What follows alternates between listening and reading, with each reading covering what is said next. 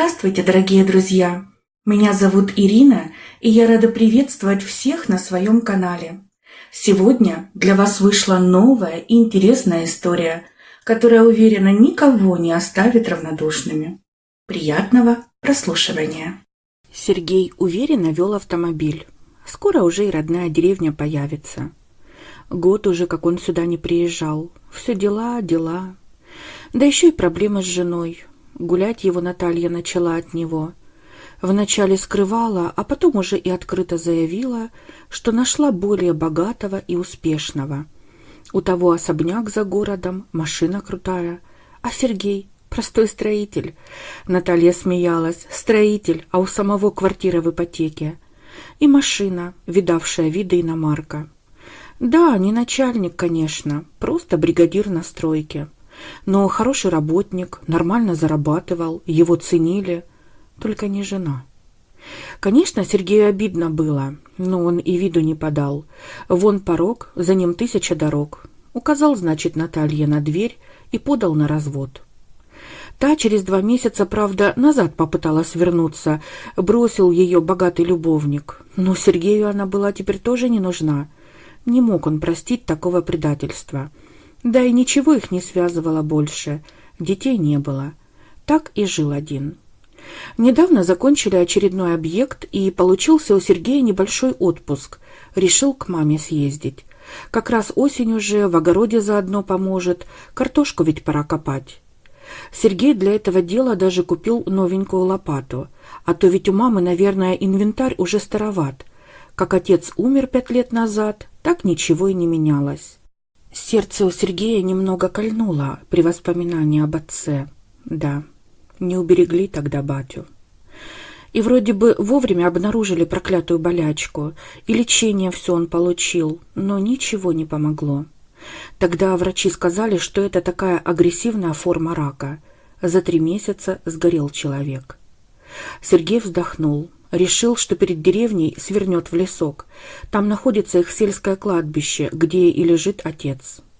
Вначале поклонится его могиле, а потом уже к маме. Она ведь уже ждет сына. Пирогов, наверное, напекла, его любимых, с ливером и картошкой. Сергей улыбнулся, вспомнив про маму. Да, соскучился он по ней. Но вот сейчас только с батей повидается.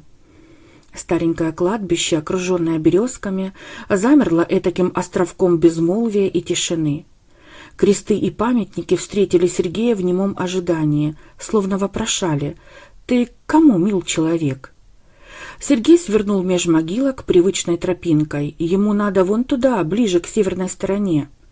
«Привет, папка», — совсем по-детски сказал Сергей и подошел к могиле отца.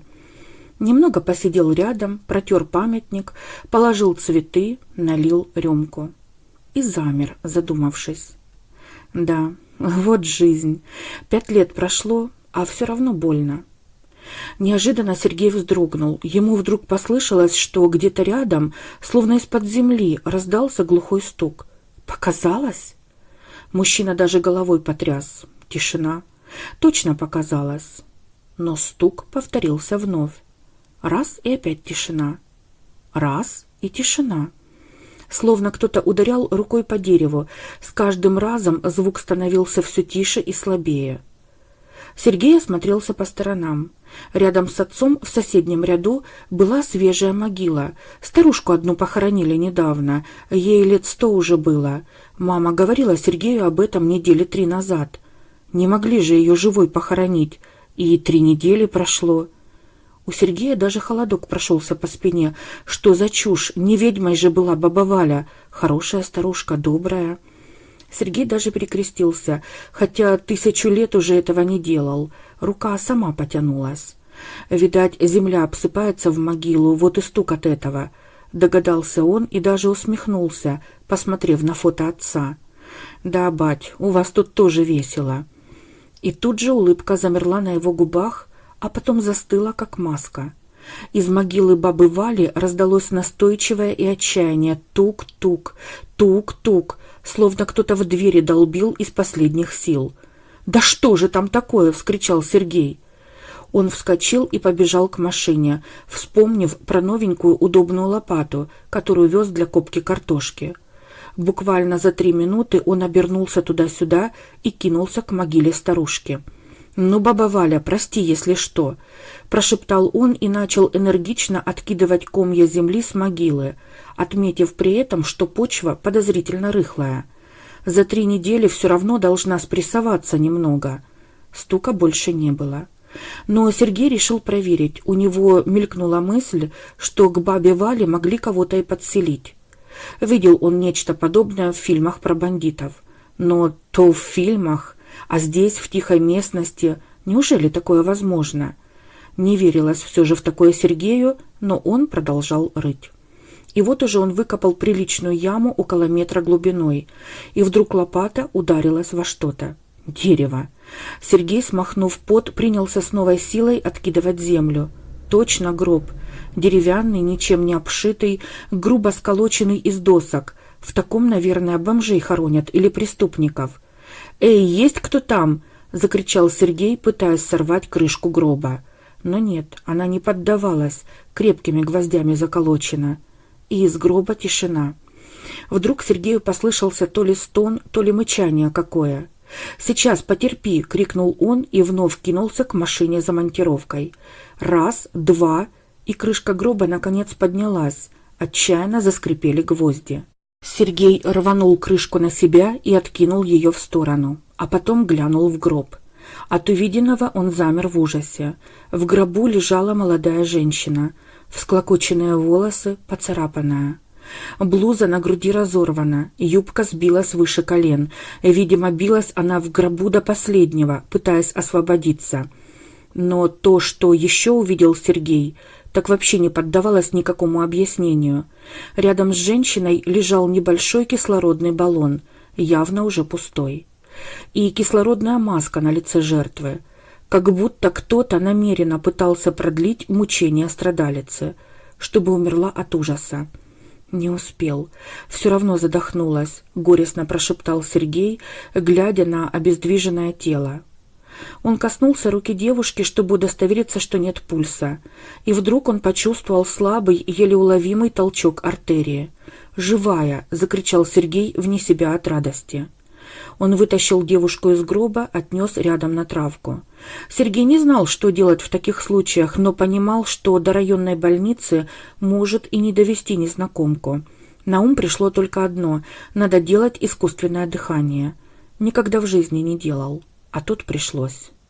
«Правильно все делаете», — ответила ему оператор на подстанции скорой помощи, куда он позвонил, улучив несколько секунд. «Продолжайте, я направляю к вам бригаду. Только не отключайте телефон, чтобы я могла их направить прямо к вам. Где, вы говорите, это кладбище?» Конечно, девушка-оператор была тоже шокирована, услышав, что из могилы достали живого человека, но времени на удивление не было, поэтому она оперативно направила своих коллег. Вскоре к кладбищу подъехала скорая помощь. 2 мужчин, молоденький фельдшер и пожилой водитель, уже бежали к Сергею. «Дышит?» — крикнул на ходу фельдшер, спрашивая у Сергея. «Да я не пойму», — ответил Сергей. «Пульс вроде есть, но слабый, и дыхание тоже». Фельдшер кинулся к девушке и замер на секунду. Водитель тоже застыл. «Господи, да это же Ольга Андреевна!» — вскричал молодой медик. «Как это?» «Да делай ты уже что-нибудь!» — закричал Сергей. «Помрет же!» «Иван Николаевич, срочно, носилки!» — скомандовал фельдшер. «Ага, Гриша, хорошо!» — кивнул водитель и побежал к машине. «Господи, да чего ее тут нести?» — воскликнул Сергей, подхватил девушку на руки и понес следом к скорой. Там уже уложили девушку, фельдшер ею занялся. «Жить будет?» — спросил Сергей. «Ничего не могу сказать», — буркнул Гриша. «Без сознания она. Надо срочно в больницу». Водитель завел двигатель. Сергей только успел у него спросить, кого он достал. Оказывается, это была молодой доктор, терапевт из районной поликлиники. Год как у них работает, из города приехала. Скорая уехала, а Сергей остался дожидаться полицию. Потом он давал им показания.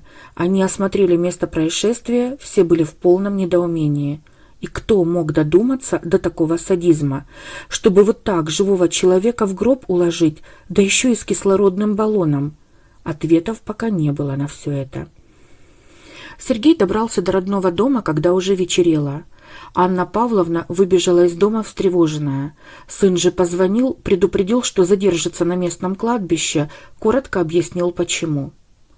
После того, как сын с матерью поговорили немного о своем, да Сергей привел в порядок себя с дороги, сели за стол, и начался их разговор. В первую очередь о событиях на кладбище. «Это нашу Олю кто-то хотел уморить?» — восклицала Анна Павловна. «И кто же на такое решился? На нее же все пациенты молятся. Она очень внимательная. Хотя был один инцидент, но Оля там точно ни при чем». «А что такое?» — поинтересовался Сергей. «Ай, у нас народ знаешь какой. Иногда думают, что больше врачей знают». И рассказала Анна Павловна историю, которую все уже в районе знали в подробностях. В начале лета пришла на прием к Ольге Андреевне женщина, жена крупного бизнесмена. Тамара ее звали. Температура, насморк, кашель. Доктор назначила необходимое обследование. После стало понятно, что это обычное ОРВИ. Ольга Андреевна выписала лекарство и строго-настрого сказала пропить весь курс, дома отлежаться. И вроде бы Тамара согласилась, пообещала соблюдать все рекомендации. Но через неделю не пришла на повторный прием. Она не работала, больничный ей не нужен был, поэтому Ольга поставила в карте отметку, что пациент не явился на прием, да и занялась другими делами. А через 2 недели ее вызвали на дом, к той самой Тамаре. Увидела ее Ольга и в ужас пришла. Температура под 40, под градом, не дышит, а хрипит. Доктор начала ругаться, почему ее, а не скорую вызвали. Так муж этой Тамары еще на нее поволок, мол, ты лечение назначала, так вот смотри, до чего довела. Ольга вызвала скорую, Тамару забрали в больницу, где она через сутки умерла от двухсторонней пневмонии. Слишком запущенный был случай. А Дмитрий, муж Тамары, стал требовать расследования, мол, врач изначально допустила ошибку, пневмонию пропустила. Но на вопрос, почему так долго не обращались повторно, вразумительного ответа не было. А потом все выяснилось. Оказывается, Тамара после первого похода в больницу денек дома отлежалась, а следующим утром улетела с мужем на курорт. Там они в море плескались, загорали, и вроде бы вначале все нормально было. Так покашливала немного, температура иногда была, а уже по дороге домой ей стало совсем невмоготу. Приехали, Дмитрий и вызвал врача на дом. Считал, что ничего страшного с женой не происходит, а Тамара умерла. Как Дмитрий и настаивал, разбирательство было, но Ольгу признали невиновной, и она продолжила дальше работать. А вот Дмитрий очень тогда ругался, что врача никак не наказали, считал ее виновной. Но потом вроде бы успокоился. Дальше себе работает в районе, также уважаемый человек. «А что он за бизнесмен-то?» – спросил Сергей, выслушав всю историю. «Так похоронный бизнес весь в его районе». Пожав плечами, ответила Анна Павловна. «Похоронный?» — Сергей приподнял брови. «Странное совпадение». «Ты думаешь, он Ольгу в могилу упрятал?» — со страхом спросила мать. «Неужто до такого додумался Ирод?» «Не знаю, мам, в полиции разберутся», — ответил Сергей. «А я завтра хочу к этой Ольге съездить в больницу. Переживаю я за нее, хоть бы выкарабкалась. Как вспомню, как она в гробу лежит, аж мурашки по коже». «Ой, и не говори, хоть бы выжила девчонка. Хорошая она, приветливая, внимательная и лечит хорошо. Да, теперь бы ее вылечили». Ольга пришла в себя ночью, в ужасе подскочила на кровати. «Тише, тише, милая», — к ней подбежала медсестра. «Олечка, успокойся, все хорошо. Но, слава богу, пришла в себя». «Я живая?» — сдавленно прошептала Ольга и вдохнула как можно больше воздуха. Воздух был таким вкусным, что ли. «Конечно, ты живая», — сквозь слезы ответила медсестра. «Милая, сколько ты натерпелась. Тебя парень один откопал. На кладбище к отцу пришел, а тут стук. Ну, он и начал могилу копать». «Да, я помню. Я стучала. Стучала, а вокруг темно, тесно. Я стучу и понимаю, что уже силы теряю, дышать нечем. Страшно». Она заплакала. Медсестра по-матерински гладила ее по голове и сама слез не скрывала. Не дай бог кому такое пережить. А утром пришел следователь, и Ольга ему все рассказала. После того, как Ольгу признали невиновной по делу Тамары, прошло около 2 месяцев. Дмитрия она ни разу не встречала, а однажды вечером столкнулась с ним в магазине. «Живешь?» – прошипел он ей в лицо. «Радуешься?» «Дмитрий Степанович, вы лучше меня знаете, кто виновен в смерти вашей жены», – спокойно ответила ему Ольга. «Она сама и вы. Зачем больная поехала на море? Организм ослабленный, а там другой климат, скопление людей. Вот иммунитет не выдержал и дал сбой. До сих пор удивляюсь, как ей удалось больной доехать до дома. Вам нужно было еще там, на отдыхе, обратиться к медикам». «Все сказала», — смерил взглядом ее Дмитрий. «А теперь меня послушай. Ты теперь ходи и оглядывайся. Я тебе Тамару никогда не прощу». «Вы мне угрожаете? Я в полицию на вас заявлю», — вскинув голову, ответила ему Ольга. «И что ты скажешь? И кому? Да у меня в полиции все друзья и знакомые», — усмехнулся Дмитрий и пошел прочь. Ольга подумала и не стала заявлять в полицию. Действительно, а что она скажет? То, что ей угрожали. А где доказательства? Решила Ольга, что надо человеку просто дать время успокоиться.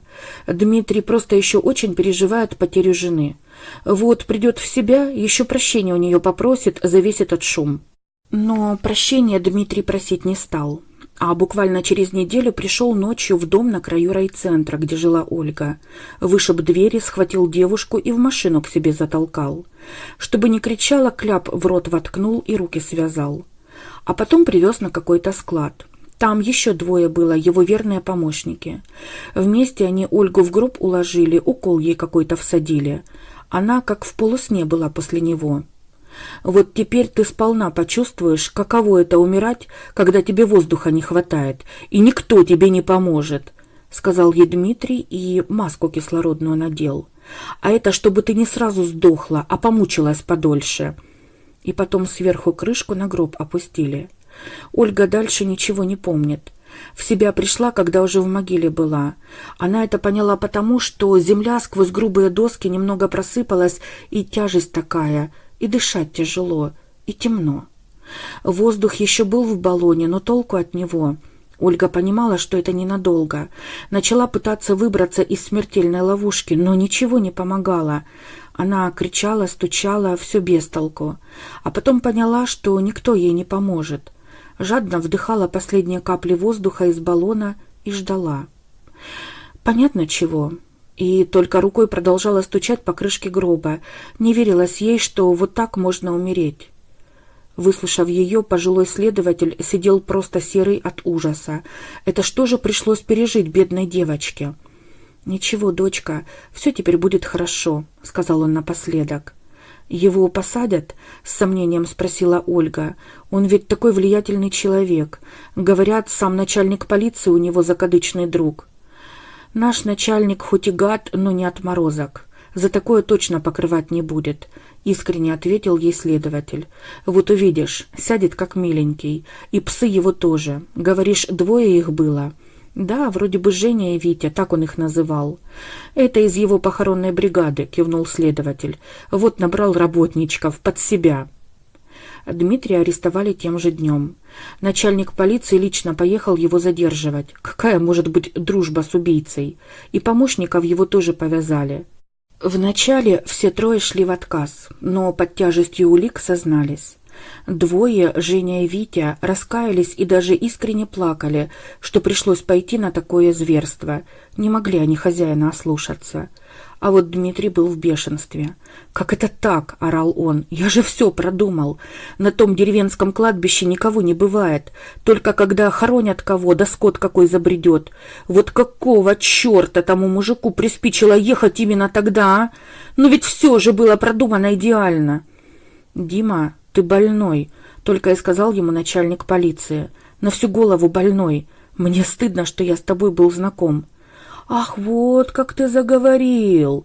А когда вместе рыбачили или в бане отдыхали, то ты другом был. А сейчас стыдно, а? Слушай, ну помоги мне, что тебе стоит?» Ничего ему начальник полиции не сказал, просто ушел. а к вечеру Дмитрия и его подельников увезли в город для дальнейшего расследования. Сроки им грозят немалые. Правда, поговаривают, что Дмитрия могут признать душевно больным, и тогда ему до конца дней в психиатрической клинике придется быть. А Сергей, когда ему позволили врачи, навестил Ольгу. Она уже пришла в себя, сидела в больничном скверике.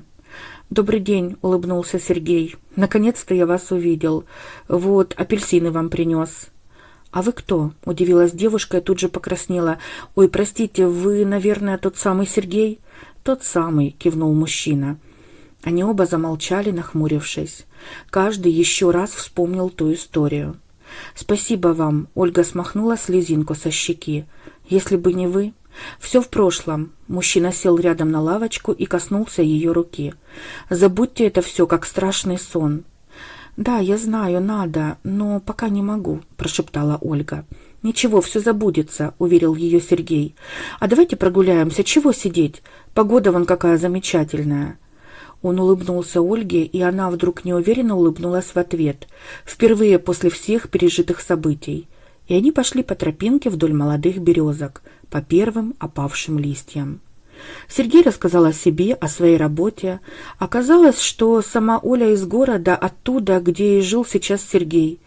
После окончания университета немного поработала в городе, а когда умерла мама, решила уехать подальше от больных воспоминаний. Квартиру свою сдала и поехала в село. Думала, тут люди простые, душевные, а оно вон как вышло. «Оля, ненормальных везде хватает», — с улыбкой сказал ей Сергей. «Вам ли, как доктору, этого не знать?» «Теперь точно знаю», — вздохнула Ольга, — «и вряд ли смогу тут работать. В город вернетесь?» «Наверное». Они погуляли еще немного и попрощались, обменявшись телефонами. Обоим было приятно их общение, и они хотели его продолжить.